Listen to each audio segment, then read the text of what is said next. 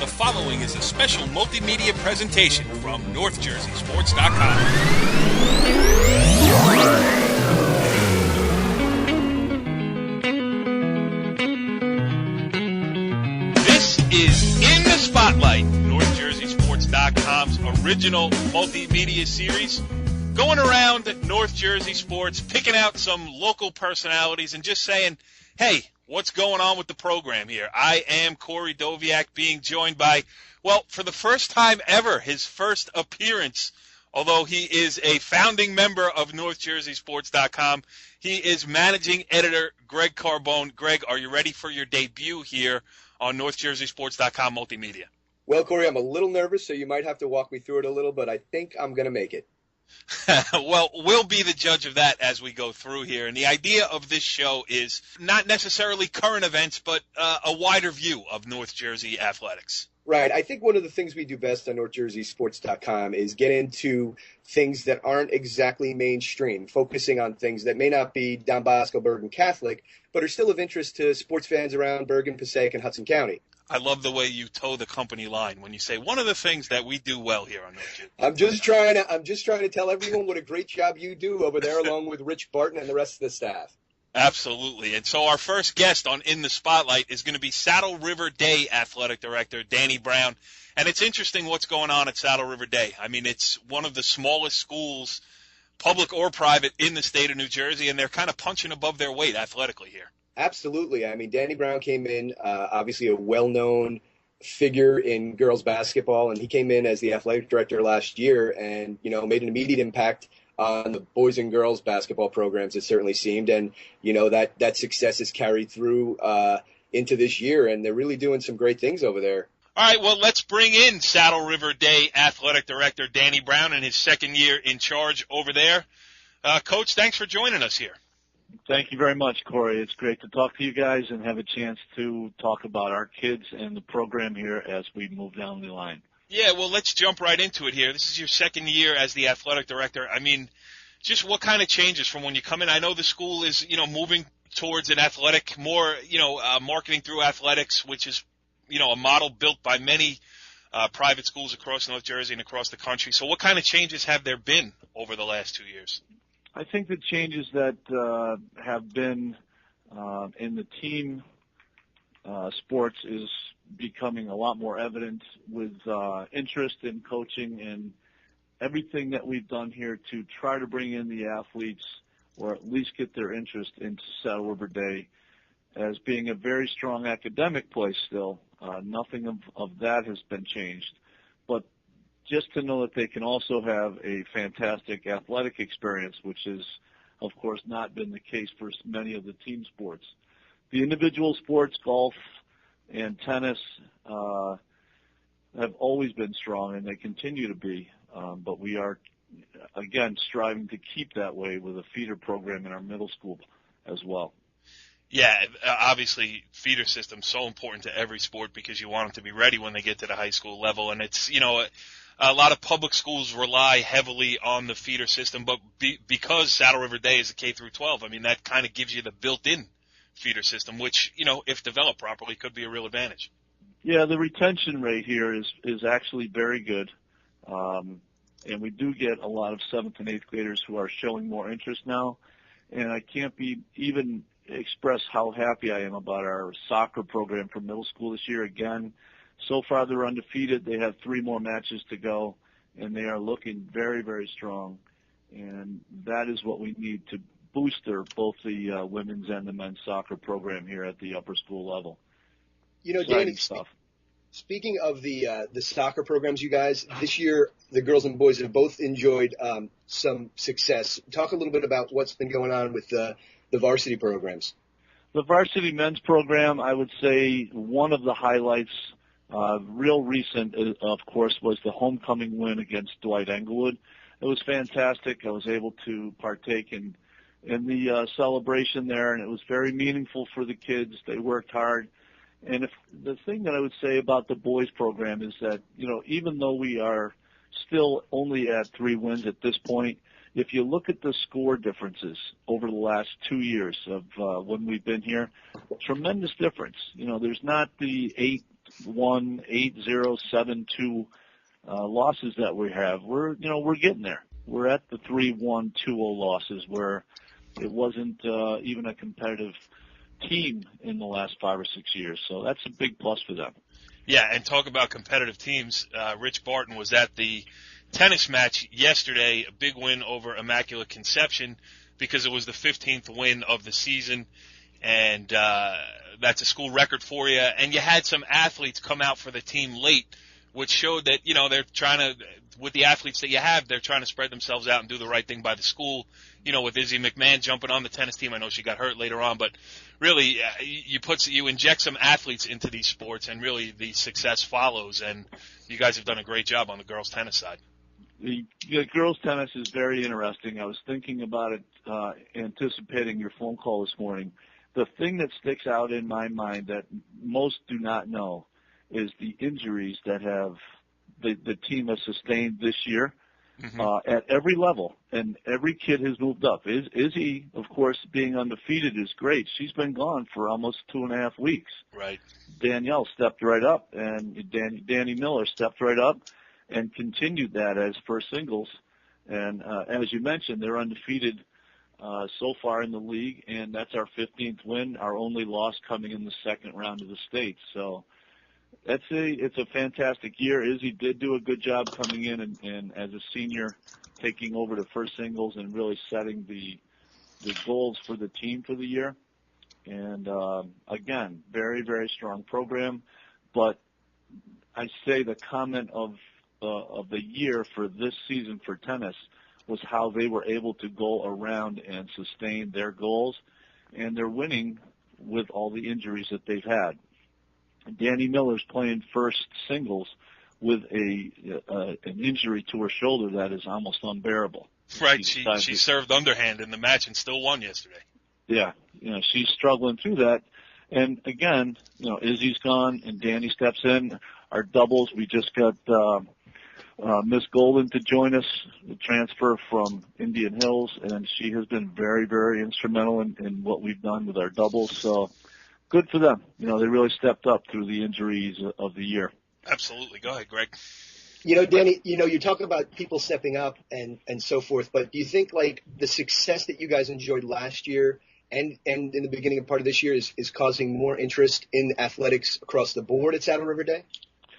Absolutely. I think any coach would, and any athletic director would say and feel that winning breeds winning, and success only pushes the kids here to expect it and to demand more of themselves to do that.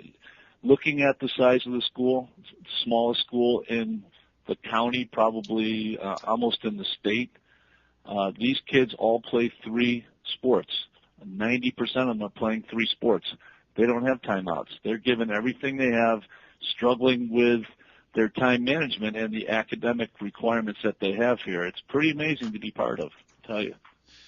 Yeah, it really is interesting, especially, I go back, I think my first experience through the website covering Saddle River Day, I showed up at a Westwood boys soccer game a few years ago, probably 10 years ago now, and Saddle River Day got off the bus, and it was a co-ed team. So, there were, the boys and the girls were playing together. It was a non-competitive match, and it was almost like, oh, we got a great school here. I forgot we need to throw some athletic teams in there too. And now it's 360 degrees plus the way things have changed, switched around over there. And the vision of the school, the vision of the administration here is looking so positive to maintain that and to also maintain the academic levels and the requirements of the kids that are looking to come here. They are high. Yeah. The rejection rate of the kids that were looking to come into the school as freshmen is astonishing.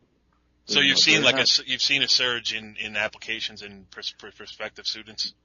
Absolutely a big surge, but also a very, very careful approach of not changing any of the standards here. Right. And everyone has got to know that. The standards are very high athletically. Now there's going to be a high standard as well. Right. So that's a big change, as you mentioned, from where we were 10 years ago and where we were 3 years ago. And the academics that you guys always talk about, I mean, that's one of the big things that's different about Saddle River Day than some of the other parochials out there. Not that the standards aren't high for them as well, but you guys aren't changing to squeeze athletes in. Absolutely not. It's quite the opposite. Right. Some of the requirements that these athletes have here are only promoting them to play at the next level of where they're being looked at for colleges. Greg King, boys basketball, committed to Union already. Izzy McMahon verbally has committed to the United States Military Academy at West Point. And that's going to continue. The number of schools that both of these kids got looks at was just astonishing. Their choices here, because of the academics, because of the time management that a college prep school like this requires, the schools are absolutely like a magnet to them. Danny, we made it 8.5 minutes into this interview, and we didn't even talk hoops yet. Are you ready for that? No, not ready, but getting there. Hoops is going to be great, but just to continue real briefly on the fall program, the women's soccer program, again, same as the men. If you look at the scores from last year to this year, and you look at the wins against Cresskill for the first time in, I'm going to say, 6-7 years or longer that they had the other night. It's just a fantastic turnaround. And, again, what I'll mention, without bragging too much, we've only played in 4 games with the right number of people on the field. Right. That's amazing. Every other team, we've been playing 9. And that's incredible. Yeah, and, you know, I did bench. Short benches, right? No bench, no subs, no bench, 9 players. You know, I did the preview on the girls' soccer team before the season started. I was at the win against Hawthorne Christian, and that was the game that Alexis Abba, I think, broke her rib, which really hurt you. But what you notice when you were watching them is there is a core of 5 players that are soccer first or soccer high-level soccer, you know, your goalkeeper and some other players, Danny McMahon, obviously. So it's just a matter of filling around that. You know, the core is there, and you get a couple more. Not that those kids who are playing now aren't working hard, and every high school program needs those type of program players, but you could see that it's starting to get there as far as just, you know, having a competitive side from, you know, 1 through 15. Right. Yeah, I agree. I think that if you look, Michaela Robinson is our keeper. The game against Cresskill, I can't even tell you how many saves that she just punched right over the goal. It was astonishing. It really was. And so you have proud a of her. first-year head coach there as well, right? First-year head coach Tim Serby. He was at Park Ridge Boys for a while, and when we put out the word that we were looking for a coach, we had over 26 applicants and narrowed it down. And with the recommendations that Timmy got, it was an easy pick, I'll tell you, after we got it narrowed down. Great guy, great coach, well-liked, and he's got such good expectations for the level of what we are and for the number of kids that are on the field. It's incredible what he's done. Absolutely. Well, Danny Brown, we will save basketball for basketball season. All right. I know you got a new coach on the boys' side, but we will get together. We'll do an interview with you to preview that. And thanks for joining us here on In the Spotlight on NorthJerseySports.com.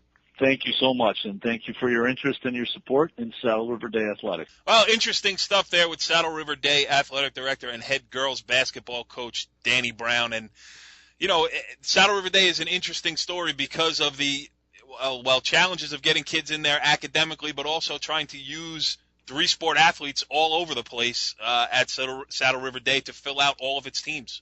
Right, like Danny said, you know, most of the athletes in the school are 3-sport athletes, which is sort of a lost art these days. You know, yep. I mean, and they're a small school, like we said, and you know, it's amazing to me. You know, he mentioned that they've been playing 2 girls down on the girls soccer team and still having success, or at least keeping the games close, and that's remarkable. That is really worth a feature story in itself. I mean, playing not just one game or two games. I mean, playing extensively with 9 players on the girls' soccer team. I think it shows a commitment by the kids to, they could have just packed in and said, you know what, it ain't happening for us this year. We don't have enough kids. We're out. And they're sticking through it and putting together, a season that it may not be showing up in the win column, but it's certainly showing up in effort and desire. Right, and it looks like that's across the board with them. I mean, Danny Miller stepping up and playing first singles when Izzy McMahon went down. It seems like that's the way things are getting done over there. Kids working hard to help improve their team and their program. Yeah, and it ain't going to be an underdog story come hoops season because the girls' team is, made a good run in the county tournament last year, a good run in the state tournament last year. The boys qualified for the Bergen County Jamboree, which was a huge step forward for that program as well. 2 years ago, they made a great run in the Bergen Invitational Tournament, run by Joe Del Buono there. So, the arrow is certainly pointing north. Right. No one's going to feel bad for them come basketball season. I think we can all agree to that. Yes. They only need 5 players in basketball, and all of them will be good. That's for sure. Absolutely. All right. Well, that's In the Spotlight, the first ever episode here, and we will do more of this as conditions warrant. So, Greg, how'd you feel your first time out here on NorthJerseySports.com multimedia? I feel great. It was incredible. I can't wait to hear myself on the interweb. There's a new thing called the intranet. Right. I think it might stick around a while. Right. I'm going to put up your performance against Richie Barton, and we'll critique it in the back office. That sounds fair. The back office indeed. Follow the leader.